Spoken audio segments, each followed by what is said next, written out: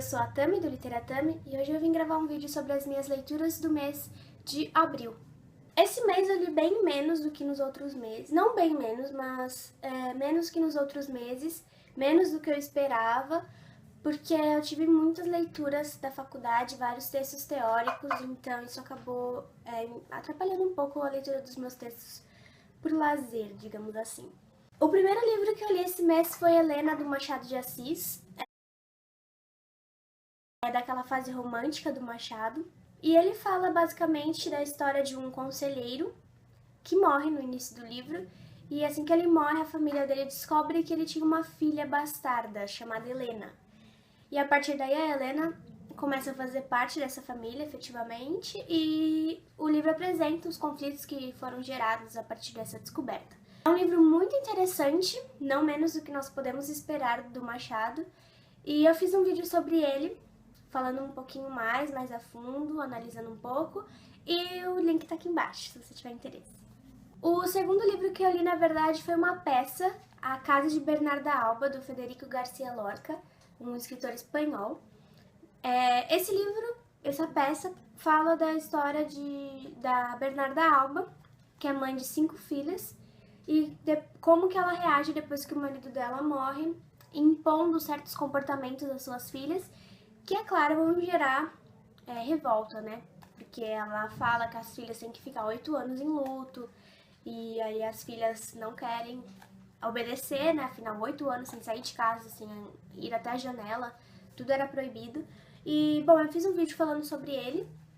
É uma das melhores peças que eu já li, eu acho que vale muito a pena dar uma chance a ela. Então não deixe de assistir o vídeo, que o link tá aí embaixo também.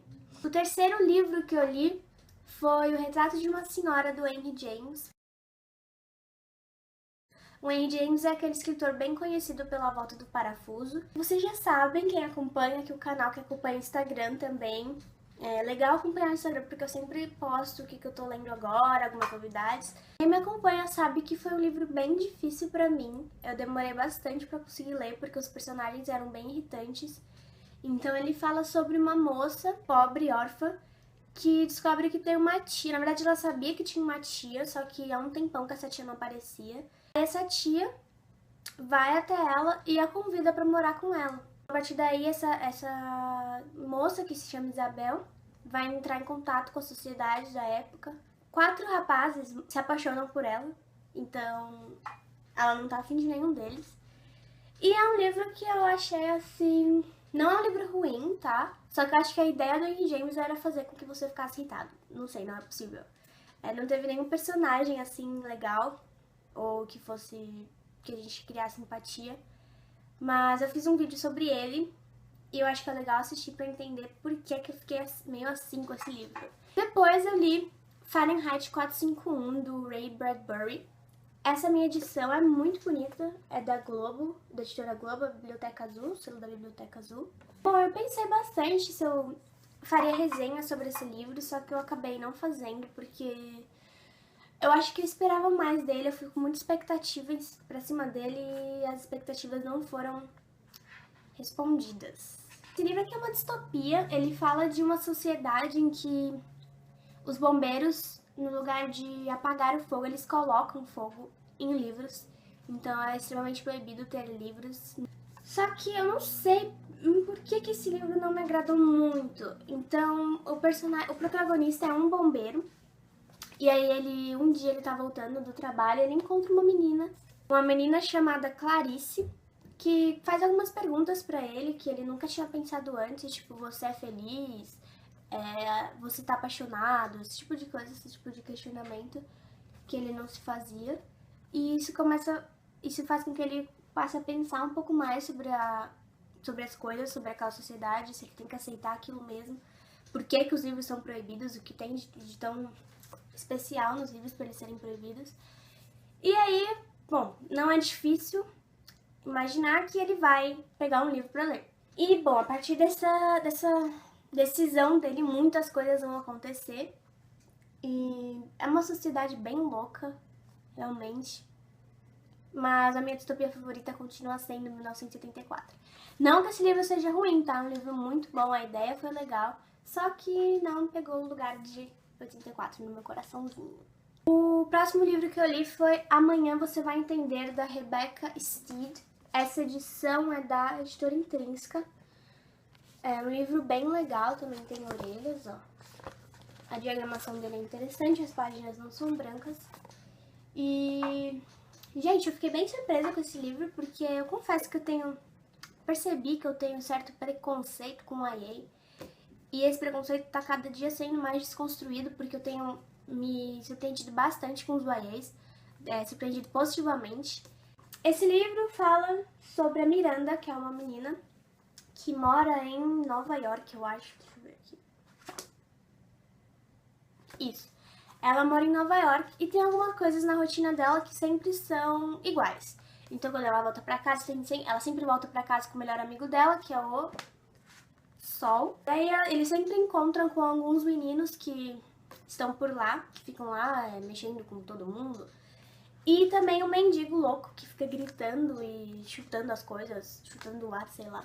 Depois, um dia desses que eles estão voltando da escola, um dos meninos ataca o amigo dela, sem mais nem menos. Ele simplesmente sai de casa e ataca o menino. E aí, depois disso, ela tá nesse momento, e depois disso o amigo dela nunca mais quer saber dela. Então, sem mais nem menos, eles se afastam. Essa menina, ela tem um livro que ela adora ler, que fala um pouco sobre máquina do tempo. E isso é muito importante para a história, porque tem um papel fundamental, essa viagem no tempo tem um papel fundamental aqui. Esse enredo é muito diferente, gente. Esse enredo aqui tem elementos fantásticos. E eu não sou uma pessoa que gosta muito de ficção científica, só que eu me interessei demais. Esse livro aqui, muito, muito bom. Tem revelações bombásticas, que vocês sabem que eu gosto. Essa menina começa a receber uns bilhetes não assinados e falando algumas coisas estranhas, falando algumas coisas sobre o que vai acontecer. E ela começa a ficar assustada porque ela não sabe o que está acontecendo. Até que surge uma situação em que ela finalmente entende o que estava pegando. E isso é muito legal, porque você sabe que tem alguma coisa a ver com a viagem no tempo, né? Tá bem claro, pelo menos pra mim ficou bem evidente. Só que você não tem como você entender qual que é a relação com isso, quem que está por trás disso tudo. E quando a gente tem acesso a essa informação, é uma coisa sensacional. Então eu gostei muito. A linguagem é bem fácil, não tem nada de extraordinário na linguagem da Rebecca. É um livro assim pra você ler e relaxar mesmo, eu li em um dia. E gente, sério, muito legal, vale muito a pena ler esse livro, tá? Quem me emprestou ele foi a minha prima, a Natália, que ela sempre vive me emprestando livros e eu esqueço de falar aqui, desculpa, Nath. Mas foi ela que me emprestou e valeu pela dica, adorei. O próximo livro que eu li foi um livro muito querido, que foi As Fábulas Selecionadas de La Fontaine, com as ilustrações do Calder, não sei se ele é francês. E essa edição é da Kozak Naif, a capa dele é de hardcover, só que ao mesmo tempo é aquela soft touch, então é uma delícia, a cor, tudo, as ilustrações são lindas. E eu já falei acho que no book haul de fevereiro ou março, acho que eu nem fiz book haul em fevereiro. Enfim, em março, eu falei que o que eu mais gostei nessa edição é que ela é bilíngue. Então, de um lado nós temos o texto em francês original e do outro lado nós temos ele traduzido para o português. Aqui a gente tem algumas fábulas que nós já conhecemos, como por exemplo da Águida Coruja, que daí onde surge aquela expressão mãe coruja, né? Mas apesar de ter algumas fábulas que a gente já conhece, muitas eu pelo menos nunca tinha ouvido falar. E mesmo aquelas que a gente já teve acesso, é muito legal ver como que ele escreveu e a relação com as ilustrações. Então é um livro muito bom. Eu não recomendaria ele para crianças, porque não é aquele tipo de fábula adaptada em que a moral vem estampada no final. Então você tem que pensar bastante, assim como criança, para poder entender o que aquilo está significando. Algumas palavras, o vocabulário não é muito fácil para criança entender, mas gente, é maravilhoso esse livro, eu adorei, sério, respondeu a todas as expectativas que eu tinha sobre ele. O único problema, que pra mim não é realmente um problema muito grande, é que as páginas são brancas, mas não alterou em nada pra mim a leitura. Depois eu li um livro em francês, um livro infantil chamado Le Hollandais sans peine, que é um livro muito legal. Eu não lembro quem escreveu agora, mas eu vou deixar o nome aqui, porque eu li ele em Xerox pra faculdade. Eu vi depois que eu li ele em Xerox que tem algumas edições que vêm ilustrar. Na verdade, a Xerox era ilustrada, só que eu acho que o livro físico deve ser ainda mais bonito. E ele fala de um menino que aprendendo holandês e o pai dele quer que eles vão pra Alemanha em um acampamento para o menino aprender alemão. Aí o menino chega lá e entra em contato com um outro menininho que o pai acredita que seja alemão. E aí o pai dele fala, vai brincar com esse menino pra você aprender a língua dele. Só que aí, em vez de eles aprenderem a língua do outro, esse menino que é o protagonista, ele cria uma língua nova, então os dois acabam entrando nessa língua que só eles dois entendem. E o menino acha que ele tá aprendendo francês, e o protagonista tá tirando uma com a cara dele, literalmente. E é claro que isso vai trazer consequências, né? Então é um livro muito legal, é fácil de ler em francês. Claro que eu tive que olhar no dicionário várias vezes, mas vale muito a pena, é uma história muito graciosa e é um dos livros que eu mais gostei, infantis, assim, que eu mais gostei. Pela premissa mesmo, essa ideia de criar uma língua nova. Muito legal. Depois, eu li Objetos Cortantes, da Gillian Flynn. Eu não tô com ele aqui porque eu peguei ele emprestado da minha amiga, Tarsila. Os Objetos Cortantes conta a história de uma moça. Gente, eu já esqueci o nome da mulher porque eu sou assim. Ah, lembrei. Camille. A Camille, ela é uma repórter, jornalista, que mora numa cidade grande. É só assim, gente, eu tenho amnésia, eu não lembro mais. Eu acabei de ler o livro e já esqueci tudo. Assim, os nomes e tal, eu já sou péssima pra isso.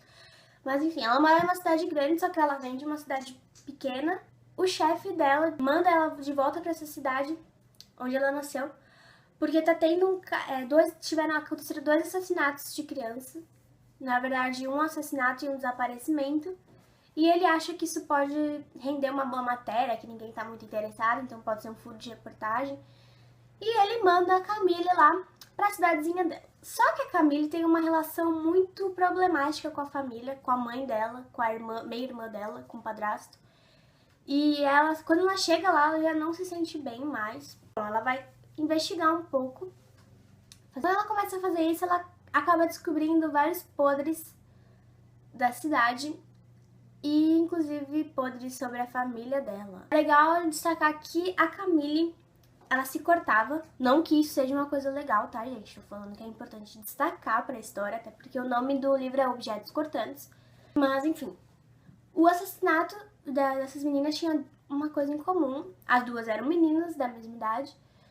E depois que elas eram encontradas mortas, elas estavam sem dentes. Então essas meninas não tinham dentes. A pessoa que matou as meninas arrancou os dentes dela, simplesmente. Só que assim, gente, ó, eu vi que todo mundo tava falando muito bem desse livro. Eu não achei que é um livro ruim, pelo contrário, eu gostei bastante desse livro. Só que, mais uma vez, aquela história de criar muita expectativa. Eu achei que o final foi previsível. Eu já imaginava quem que era o assassino, então, sei lá. Não vi nada de... Nossa senhora, que livro fantástico. Não me matem, tá? É simplesmente a minha opinião, isso não significa que a sua opinião esteja errada. Claro que não. Eu gostei bastante, eu quero ler agora Garota Exemplar. Mas eu esperava um pouco mais dele, acontece, né? Faz parte. E por fim, o último livro que eu li esse mês foi Alguma Poesia do Drummond. Essa edição, gente, olha, essa edição é maravilhosa, da Companhia das Letras. Ela é soft touch, tem orelhas, tem fotos do Drummond, da família do Drummond, aqui a filhinha dele, a Maria Julieta. Ó, e eu não tenho palavras pra descrever o quanto eu amei essa edição. Companhia das Letras, vocês arrasaram. Por quê? Primeiro que é essa coisa maravilhosa, né? E em todos os livros, porque esse daqui é o primeiro livro que o Drummond lançou, né? Publicou. Alguma Poesia foi o primeiro, foi lançado em 1930. E eles estão... não sei se a Companhia das Letras lançou todos, só que eu já comprei o Brejo das Almas, que é o segundo. Então... E ele segue essa mesma linha. Então ele vem com as fotos diferentes. Depois ele vem com os poemas, claro. E no final, ele traz um ensaio, um pós-fácil, que é, na verdade, uma interpretação, assim, digamos, um ensaio sobre o livro. Esse aqui quem fez foi o Elkanah Ferraz, e o nome é Alguma Cambalhota, achei bem legal. E esses ensaios são muito produtivos, gente, sério. Tem muita informação interessantíssima aqui. Eu, pelo menos, estou estudando Drummond agora na faculdade. E vocês que me acompanham sabem que eu sou apaixonada pelo Drummond. Não tenho palavras pra dizer quanto eu amo esse mineirinho. E, ai, sério, gente, eu amei. Eu quase chorei quando chegou isso aqui, porque eu não tava esperando que fosse tão lindo. E para melhorar, no final ainda tem leituras recomendadas. Ele traz alguns livros que falam sobre o Drummond e que são maravilhosos, porque alguns eu já ouvi falar na faculdade. Então tem a Higuchi, tem o Antônio Cândido, tem o Alcides Vilaça, que eu já falei bastante para vocês sobre ele. E é muito legal pegar essas referências para estudar, para conhecer um pouco mais sobre o Drummond. E todos os livros trazem isso. Então, alguns livros, como por exemplo, O Coração Partido do Arrigucci e O Passo de Drummond, do Vilaça, e o Inquietudes na Poesia de Drummond, do Antônio Cândido, eles estão no Brejo das Almas também, porque são textos mais gerais, assim. Então, eles falam bastante sobre a poesia em geral do Drummond. Só que, por exemplo, alguns não estão no outro, então os outros livros trazem novas sugestões de leituras recomendadas. Eu adoro isso, eu adoro livros que conversam com outros livros, e é ótimo para quem quer estudar um pouco mais sobre Drummond.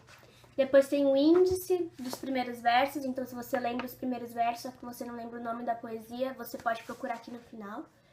Tem também a trajetória do Drummond, né, a cronologia dele, ó, desde 1902, que é quando ele nasce, até 1987, que é quando ele morre. Eu já fiz um vídeo falando um pouquinho sobre o Drummond no Poetas do Mês, foi o primeiro Poetas do Mês, e o link tá aqui embaixo. Eu recomendo muito essa edição. Esse livro é maravilhoso, Drummond desde o início já era fantástico. Claro que eu sou suspeita pra falar, mas, sério, é difícil achar um poeta tão bom. Sei lá, gente, Drummond pra mim é tudo. Bom, essas foram as minhas leituras do mês de abril. Foram 9 livros, fora aqueles textos gigantescos da faculdade. Eu esperava ler mais, só que não foi possível. Então eu espero que em maio eu chegue com muito mais leituras feitas. E espero que vocês tenham gostado do vídeo. Até o próximo. Tchau, tchau!